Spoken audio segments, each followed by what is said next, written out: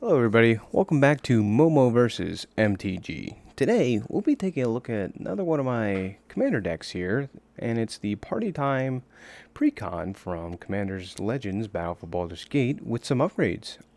Originally, Nylia here was the face commander of the set, but instead, we're going with Burakos Party Leader and Folk Hero as the legendary background and the commander for the deck.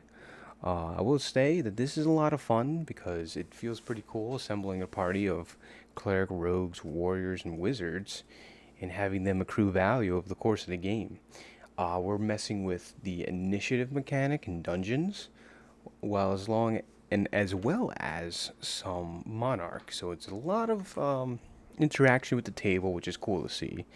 And I feel like it's a nice solid ground of like a stronger deck, but it's still like I think a fun, fair deck to play against, and a lot of fun to pilot as well. So Baraka's leader reads for 4 mana that it's also a cleric, rogue, warrior, and wizard. Whenever Baraka's attacks, if any player loses X life and you create X treasures, where X is the number of creatures in your party. So as you start to play your party members, the clerics, rogues, warrior, wizards, you'll be gaining value, draining opponents, and creating treasures, which is really nice. In the background, Folk Hero fits real nice into this because for 2 mana it reads, commander creatures you own have, whenever you cast a spell that shares a creature type, with this creature, draw a card. This ability triggers only once each turn. So early on, you want to be casting your Folk Hero. It's an enchantment, so harder to remove, and most other players don't really go after it. But it's going to be giving you an accruing value, you know, pretty decently over the course of the game if left unchecked with your commander. So let's take a look at the RAM package we have here. Just the 4 cards we have here: Talisman Hierarchy, Signet, Arcane Signet, Soul Ring. It's not such a big deal to have turbo ramp in this deck because once you make it to your commander and it starts to get online, you're going to be accruing a lot of value with treasures. I'm usually never lacking in mana in this deck, but oftentimes have too much, more or less. So that's the situation there. But let's start by taking a look at the creatures, right? So in these categories, I have clerics, wizards, warriors, and rogues, and some number. And I really want a healthy balance of each so that we always can fill a full party. So let's start with the clerics here. Their primary role in the deck is going to be focused on protection, draining and gaining, and then some value of recursion. So the Disciple of the Vault for 1 black mana reads, whenever an artifact is put into a graveyard from play, you may have target opponent lose 1 life.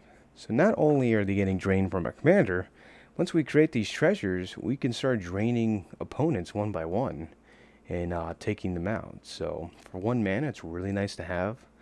Mother Runes, I think an all-star, because it's repeatable protection right on the board. And again, all these creatures that are lower drops and have the creature type that we want, we're going to be drawing cards off these half the time, which is really nice. They kind of cycle for free in a way. Elise Ilacor, Sadistic Pilgrim, for 2 mana, a legendary cleric with Death Touch. Also, when another creature enters the battlefield under your control, you gain 1 life. Now, whenever another creature you control dies, each opponent loses 1 life. So really nice drain and gain effect on your side of the board. Always nice to have. Selfless Spirit, you could sacrifice it, give your creatures indestructible. We love the self-protection, especially this is a board-centric deck. It's pretty resilient to board wipes and usually can come back, but having ways to protect it's always nice. And then again, we have the White Plume Adventure here for 3 mana. Enters the battlefield, you take the initiative, which is one of the key game plans and I think fun mechanics that was added in Commander Legends Battle for Baldur's Gate. Works similar to the Monarch. Here, as soon as you take the initiative, you take the first action, which is go search for a basic, put it to your hand, and then you kind of go down that dungeon line. So we'll be trying to do this as much as possible and as early on as possible. Fixes you early on and is nice to see later on, no matter what. Then we run into Glorious Protector here, which in the name protects your creatures. In case of a board wipe, you can have this foretold, or just flash it in exile any number of non-angel creatures, which we don't have. I don't think any angels besides this one. So usually you can protect our entire board here, which is nice to see. Custody Lich gives you the Monarch. I mean, I figured since we're dealing with initiative, why not add another static ability to the game? And Monarch's another fun mechanic. And again, repeatable sack a creature of opponent if you lose and become the Monarch over the course of the game. And then Sister Hospitaller. A little more expensive for a creature, however, it's a nice reanimation creature. Return target creature from your graveyard to the battlefield, you gain life equal to its mana value. So, ways to keep us alive with life gain, draining. That's what these clerics do exceedingly well at.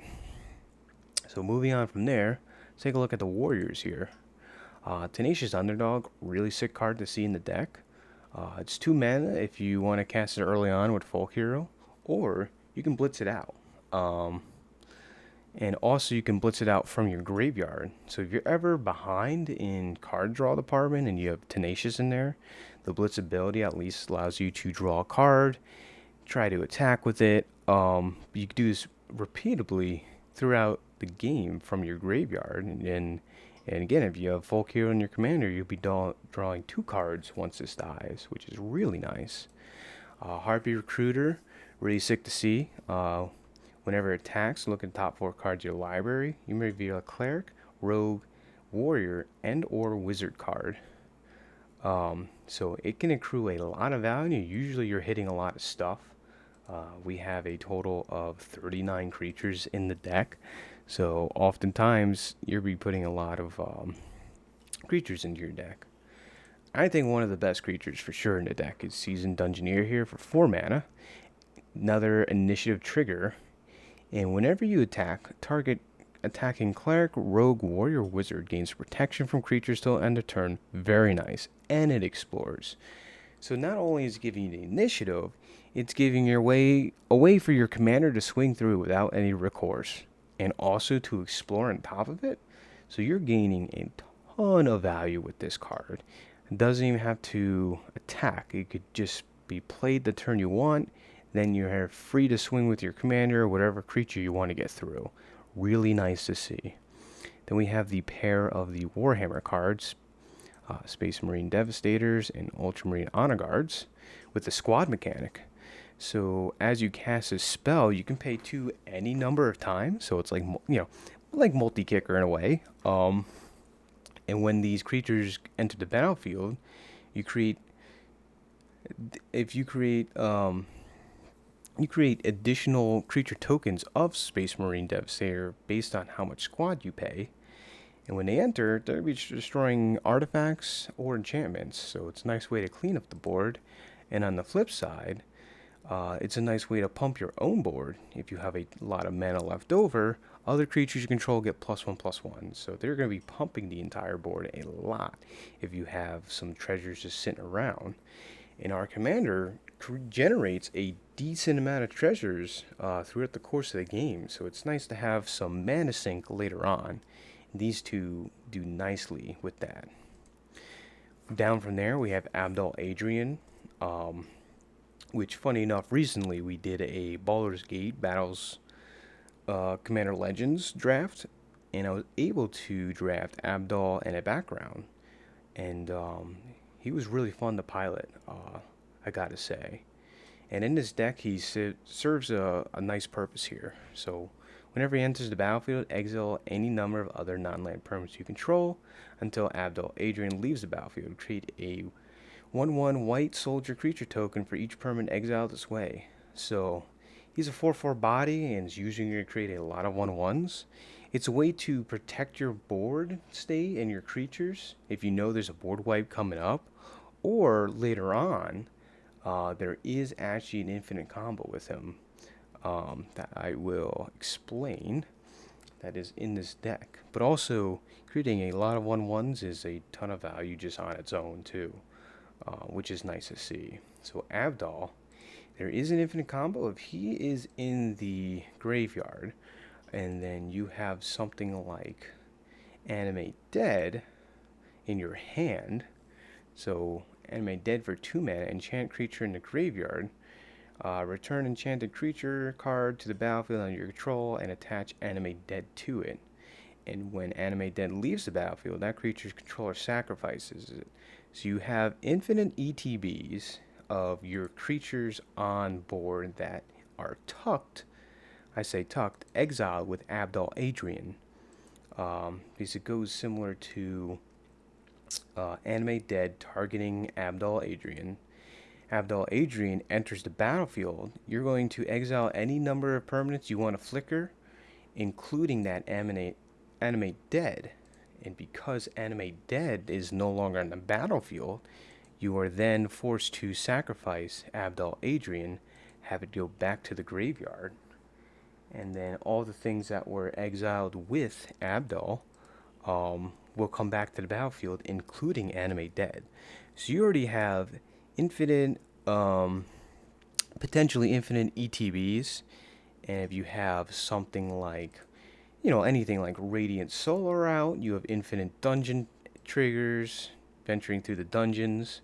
You have infinite initiative triggers. You have initiative creatures out. There's a lot of ways to win the game from there. Just straight up is Zulaport Cutthroat, because it will see Abdul dying repeatedly. So any effects like these will win you the game on the spot. If not, you're generating a ton of value either way. So that's cool to see in the deck.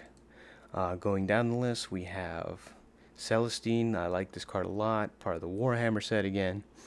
But we are gaining a lot of life, as you saw from our clerics. And we get to reanimate creatures from our graveyard.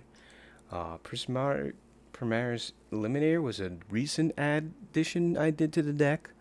But it's nice, having options here to destroy target creature, or, kind of wipe a token-based board state of a target player, which is nice to see. And Sister's Repentia is awesome to see because it has this miracle effect. Since we're drawing a lot of cards, we're usually churning through the deck, but we can usually sometimes cast this for 2. We get a 5/1, and when it dies, you gain 2 life and draw 2 cards. Like, this is just really nice value to see, a nice deterrent of 5/1.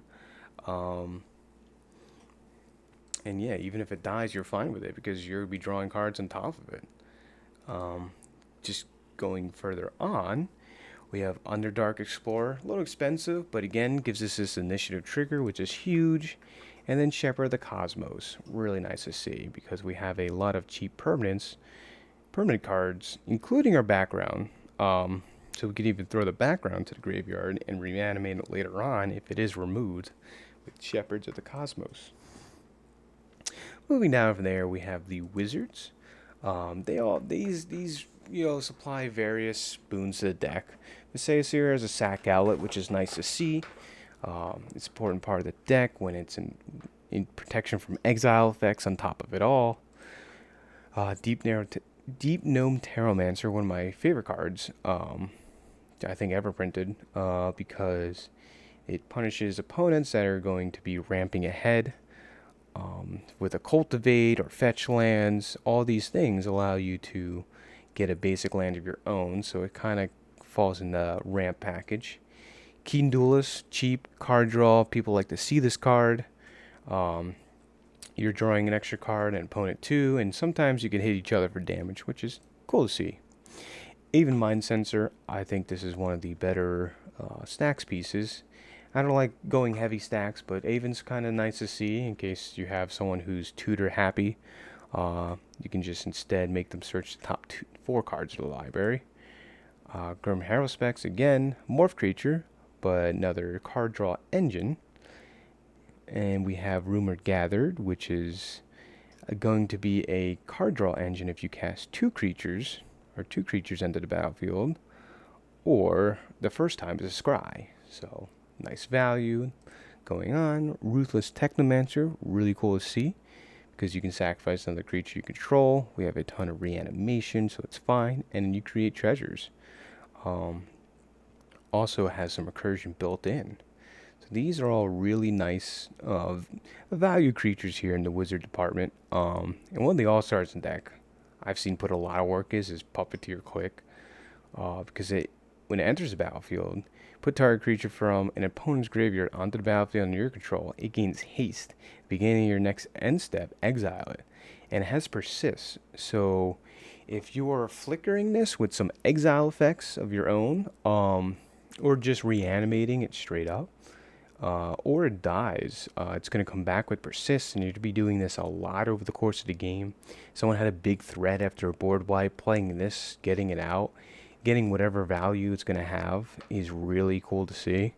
And yeah, I've seen this reanimate some really cool creatures and swing the game in our favor. And then down the last column of creature types, we have rogues. Thieves Guild Enforcer, 1 mana, flash, really cool to see. But whenever it enters the battlefield or another rogue enters the battlefield under your control, each opponent mills 2 cards. So people don't like to see mill, but I try to reaffirm them that, like, hey, we're not milling a lot here. There's only so many rogues in the deck. And also, it gets pumped later on for +2/+1. It has Death Touch, so long as an opponent has 8 or more cards in their graveyard. So I think it's a really neat creature. Cheap creature for a folk hero. And if someone tutors something to the top, it's kind of a gotcha. Flashes out, make them put it in the bin. Dothi Voidwalker is, it's a very strong card. And not a lot of the table likes to see this, but it fits too well in the deck, right? So it's a replacement effect if someone is trying to do some sack outlet things with their creatures. Instead, it gets exiled. Also, if any card an opponent plays would be put into a graveyard, it gets exiled. So it's graveyard hate, really nice to see. And of course, you can sack it later on to play a card with a void counter on it without paying its mana cost. So ton of value for 2 black mana. Zulaport Cutthroat we kind of touched on.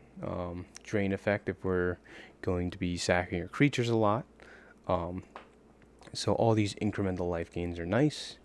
Extraction Specialist, ton of recursion deck. This is another piece.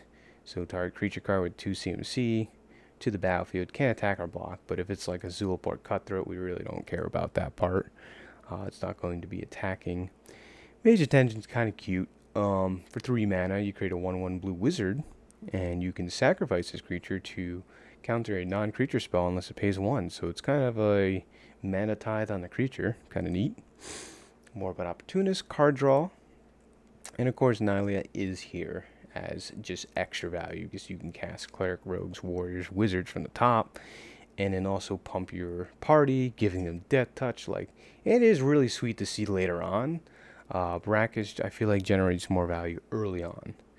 In Vargoth Bloodsky Sire is one of my favorites here. Death Touch, 2/3, Demon Rogue, for 3 mana, and has this boast ability to tutor for any card you want, and it's a creature that we want on the battlefield. Not a lot of people are going to block this, unless they can really, like, chump block it or something, but either way, you get the boast ability just on the declare attack. So it is nice to see that you can tutor with this card most of the time. In Ganthi, Lord of Luxury, another great value. Be looking at top 4 cards of an opponent's library, and you get to cast it later on by spending mana on it. So really nice value. So a lot of these creatures here are just going to be generating tons of value over the course of the game. And lastly here, the Ravenloft Adventurer. Take the initiative, and also is kind of graveyard hate in a way, because if a creature opponent controls die, instead exile it, put a hit counter on it. Whenever Ravenloft attacks, if you complete a dungeon, defending player loses 1 life for each card they own. Exile with a hit counter. So if you have a lot of hit counters on someone's creatures and you're attacking them, you'll be draining them a lot. But again, the initiative trigger is what we're mainly looking for, and graveyard hate's always nice to see as well. Last of the creatures here, we have Mirror Entity, which this is one hell of a card. So for 3 mana, it's a changeling. Every creature type, so triggers the Burakos trigger of casting a party member to draw a card, but also on his attack trigger, because this counts as one of those types. And then when we have a lot of treasures, we like to play this later on and pump all of our smaller creatures up to a ridiculous amount of stats and just start swinging for game with this. Very powerful card. And the nice part is you can activate it as soon as you play it, or use it as a combat trick later on. And I think probably the best card, the card I'm always looking for in this deck, is Radiant Solar. Um, because this allows us to repeatedly venture into the dungeon, so long as it's on the battlefield for 6 mana. And the dungeon mechanics really neat to see with the initiative, because they're all powerful effects: gaining treasures, scrying, putting counters, creating creatures. And then the last ability is really powerful because you get to look at the reveal the top 10 cards of your library if you venture all the way through the initiative dungeon. And then you get to choose a creature, have it enter the battlefield with 3+1/+1 counters, and hexproof until your next turn. So usually you can grab a value creature that way. Like if you grab a puppeteer, if you run into a puppeteer click or something really nice like that, it's a huge momentum swing, and this allows you to keep venturing through the initiative dungeon more and more. Than just your once a turn at the beginning of your upkeep, which is cool to see. Yeah. And from here, I'll just go through what we got here. Multi-class Barbaric, very nice, because this card was like made for Burakos. Equip creature is lifelink if it's a cleric, death touch if it's a rogue, haste if it's a warrior, flying if it's a wizard. So they remove our commander later on. We can replay him, equip it, has haste, all these abilities, and flying gives us evasion and lifelink. Like, this is really nice to see, especially if we're getting all of this. Even if we're getting a couple of these on our regular creatures, that's fine too. Altar of Ball, really sweet to see. Can create a blocker, but then also give you some reanimation, repeatable reanimation later on. Going down, I think the battles are kind of cool. Invasion New Capenna is one of my favorite ones. You can sack something to exile something an opponent controls. And then this is just good value here, right? Because if it's on your commander, equip creature attacks, put a +1/+1 on that creature and each other creature that shares a creature type with it. So a way to grow our board over the course of our game, since it's sharing a creature type with all our creatures. This one's a fun one. Invasion of Ogaratha. Face value, it doesn't seem that good for 5 mana to deal 3 damage to another target, gain 3 life. Maybe can remove a creature, but the flip side is what we're really looking for. Grandmother Ravi Sengir. It's a legendary creature, human wizard flying. Whenever another creature in opponent controls dies, put a +1/+1 on it, and also gain 1 life.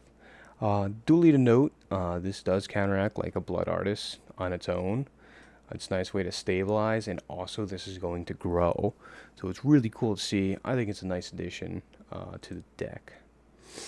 Going down the list here, we're running also another background, which again is going to feed into our value over time with the Agent of the Iron Throne.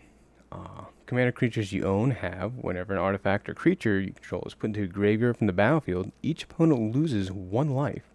So it's another way to keep draining our opponents. We have multiple of this effect, which again, the more you have, the better, right? Yeah, draining our opponents over the course of the game is the game plan most of the time here. And Agent Eye of the Throne speeds this up a lot. Great value here, black market connections. Again, for 3 mana, you'll be creating treasures, drawing cards, or creating these 2 shapeling creature tokens with Changeling.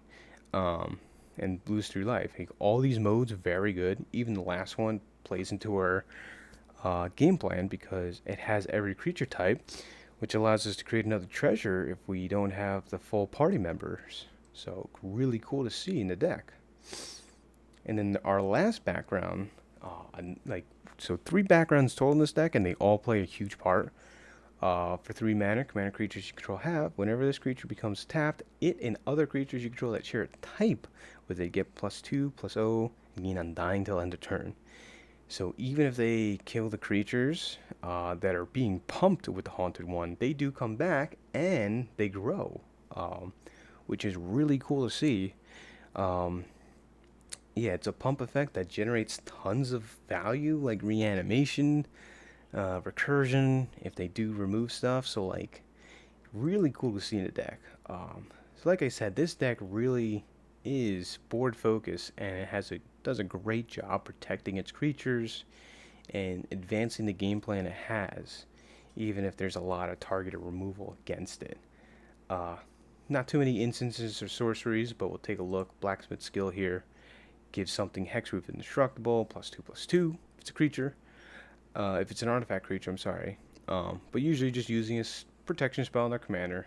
We like to give it indestructible. Swords, nice removal. Deadly Dispute, more card draw, more treasure. Generous Gift, destroying any permanent. So a lot of our creatures deal with, their opponent's board states, so no need for too many instances of sorceries. So that's what we're working with. Looking down here, 35 lands. I think that's pretty great. I just want to be hitting a land drop every time until our commander. And yeah, some nice stuff in here. Of course, your Bajuka Bogs, Castle, Lothlane for some card draw. Here's Sky Ruin. Just throw in more reanimation. Why not?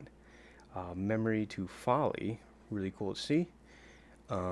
Which is also, again, recursion. More recursion's nice to see. Takanuma, potentially more recursion. And then we have Windbreast Heights here. When we're able to play something for free if we're attacking with multiple creatures. One white mana. With the Hideaway ability. And of course, War Room, again, one of my favorite cards. Paying 2 life, 3 mana, draw a card in a pinch. So we have options here, nice to see. And then going down our last column here, we have some sorcery spells. Again, just extra removal, generally speaking, for artifacts, enchantments. Let's get rid of them. Savine's Reclamation plays a big part. A lot of recursion for mana value 3 or less, which is a lot of our deck, and of course has flashback, so we can do this again. Really cool to see. And one of my favorite cards, and again, political cards interacting with the table here, is Incarnation Technique. You can demonstrate it with another opponent, and if they do, you can copy the spell again, and then an opponent also copies it. So it reads, mill 5 cards, return a creature card from the graveyard to the battlefield. So usually a nice way to get 2 of your best creatures out of the graveyard. And if you're playing against, of course, a spell slinging deck that doesn't have too many creatures, you can of course target them, or make a deal with someone else. Be like, hey, don't hit me, don't affect me this turn go around or something, and I'll let you reanimate something you like. So it's cool to see. Many interactions, positive ones with this card. And then probably the best board wipe, possible for this deck is Stick Together for 5 mana. Each opponent chooses a party member from among creatures they control, then sacrifices the rest. So you can keep up to 4 creatures of yours, Cleric Rogues, Warriors, Wizards. Maybe they'll have a creature, but oftentimes I play against, they don't have these creature types, my opponents, but they may have one or something, but usually it's a one-sided board wipe. And gives you a lot of momentum. And the sacrifice clause is huge too, gets around indestructible. Really nice to see. And of course, another backdrop, Asteri's Command. Utility board wipe, nice to see. And then one of the best recursion spells here we see is Thought the Grave. Because if you have a full party, this costs 2 mana. And you get to return one of the creature types of your party to the battlefield. Beautiful, beautiful to see. This deck really flows together in its game plan. And lastly, we have 2 Planeswalkers here. I like Kaya, Intangible Slayer. Really, really nice Planeswalker. A little more expensive, but has hexproof. Get to gain life, make opponents lose life, draw cards, and also potentially steal one of the best creatures that they have for her -3. Because you create a 1/1 copy of it, it's flying, but you get a token copy of it, which is really cool. And Sorin is an all-star here, because it gives all your creatures lifelink. Again, I like that incremental lifelink ability, gaining life over the course of a turn, but then you get to deal damage to player or planeswalker, and also has its own recursion. You could down 4, -4 array to get a 4-drop from your graveyard back to the battlefield. Including your commander. So Lot of utility here. So this deck, in a nutshell, has tons of utility and tons of way to incrementally gain value over the course of the game. Um, and yeah, it's been a lot of fun to play, and I would highly recommend it if you're looking for something, more casual. It's just probably like higher up casual. Power levels are hard to say, but 6 or 7. Everyone says, "Oh, my deck's a 7," but I feel like this is a true 6 or 7 because it advances board game and it's win con. Usually, you don't see it out of nowhere. One infinite in the deck, at least that I know of. We can find more. But yeah, so this has been part-time pre-con upgraded, my commander deck with Momo versus MTG. Thanks for hanging out. If you were around this long, consider dropping a like, subscribe, and see you in the next one. Take care.